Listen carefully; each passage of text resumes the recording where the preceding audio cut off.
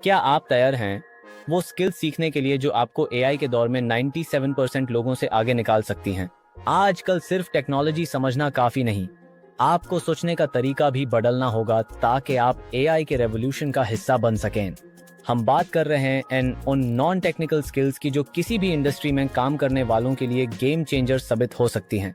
सबसे पहले आती है प्रॉम्प्ट इंजीनियरिंग। ये एक ऐसी स्किल है जिसमें आप एआई से सही जवाब लेने के लिए सही सवाल बनाना सीखते हैं।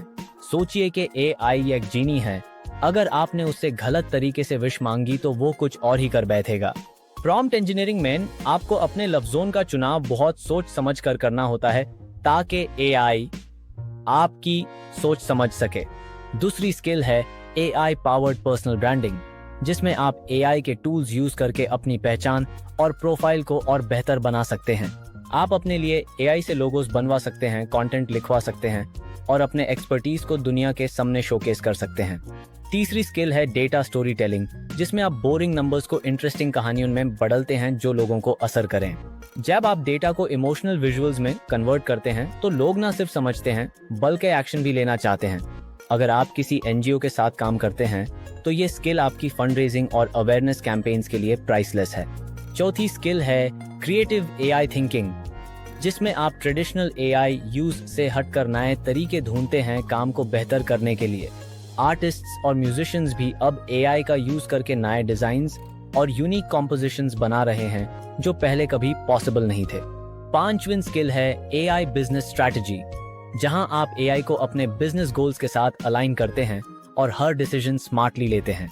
एक सक्सेसफुल एआई स्ट्रैटेजी में आप रिस्क्स को असेस करते हैं, डेटा प्राइवेसी का ख्याल रखते हैं और टीम ट्रेनिंग पे फोकस करते हैं।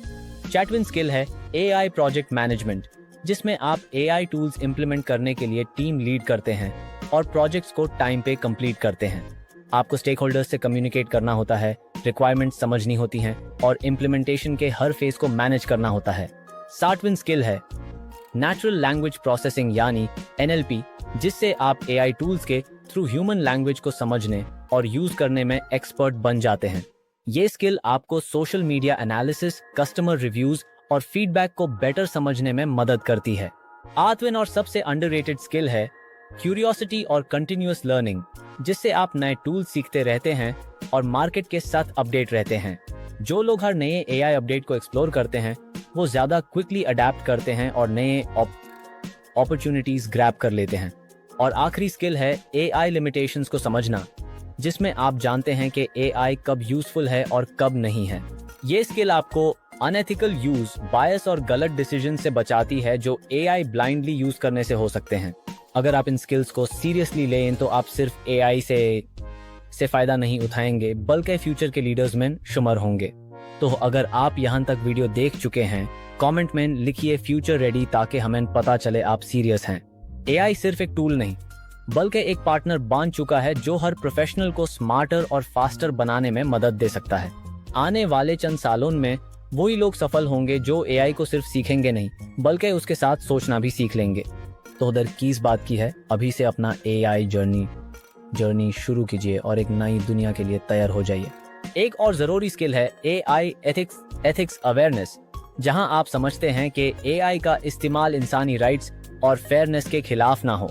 कोलैबोरेशन विद एआई भी एक स्किल है जिसमें आप एआई को अपना असिस्टेंट बना के टीम वर्क और प्रोडक्टिविटी दोनों को बूस्ट करते हैं। एआई टूल सिलेक्शन सीखना भी बहुत इंपॉर्टेंट है ताकि आप हर टास्क के लिए बेस्ट और सबसे एफिशिएंट एआई टूल चूज कर सकें। और आखिरी पॉइंट है एआई के साथ इमोशनल इंटेलिजेंस का बैलेंस, जिससे आप टेक्नोलॉजी के बीच में भी इंसानी टच और एम्पैथी काफी रखते हैं।